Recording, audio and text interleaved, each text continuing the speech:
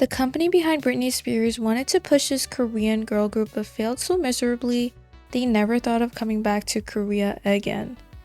This is the story of the girl group Voixco.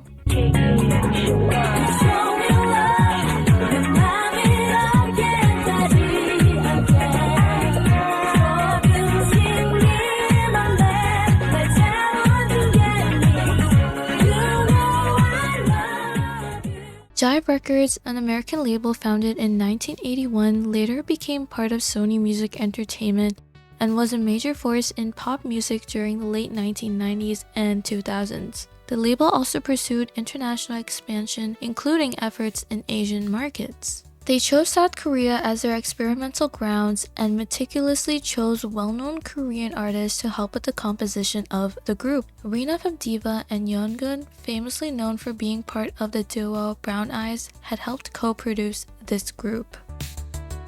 Bia was the group's eldest member and was only 19 years old. She previously trained under YG Entertainment and was ready to debut under Sweet Tea, YG's first girl group, but she left and chose to debut with Voixco. Now, YG's first girl group failed because YG purposefully sabotaged them because he was interested in one of the members and feared he would lose her if she got famous. YG himself, in his own words, said he liked one of the members, Eunju, because she was the smallest, youngest, and shortest member in the group. The creepiest thing was that he fell in love with her when he saw her on television cleaning dishes for 2 seconds when she was 14 to 15 years old, and decided to recruit her into his group when she was 16 so he could get closer with her. It was much easier to do because she was one of the Zexkey's member's sister. So I don't think Bia missed out on a golden opportunity with this group. It was bound to fail. Hajin, the leader and main vocalist of the group, had previous experience within the industry before too. She was part of Lee Ki-chan's 1999 fourth album, One Man Show.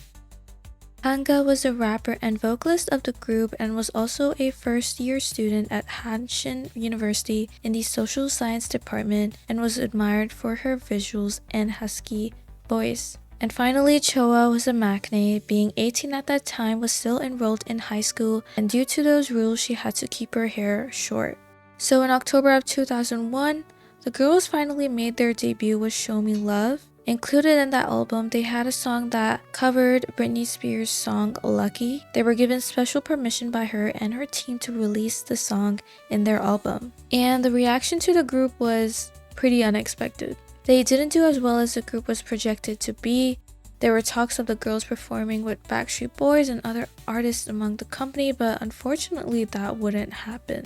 Most of the information I've got on public reception was on Cafe Daum. The early 2000s was a time when people used cyber cafes called PC bangs or dial-up internet to have basic internet access. Like, it was a big hassle to even go online and talk your shit, and people still had the time to be mean. The majority of them were upset that the girls had good songs but weren't being recognized for it. But there were also comments on how the girls dressed, especially on a show appearance in Mnet's What's Up Yo. They were being branded as this Western adjacent group, and the clothes were deemed cheap, which I do think had this misogynistic tone. But I did find it weird how a freshly 18-year-old was posted up with only a bra on while she was also still in high school. Regardless, one of their songs in the album did end up as a popular commercial video for Vaseline at that time.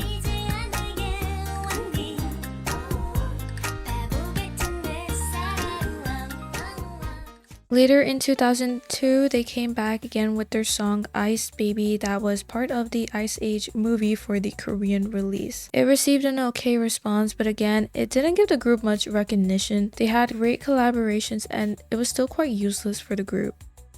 They had their last comeback in 2003 with Voixco, and I think this song was the nail in the coffin for them.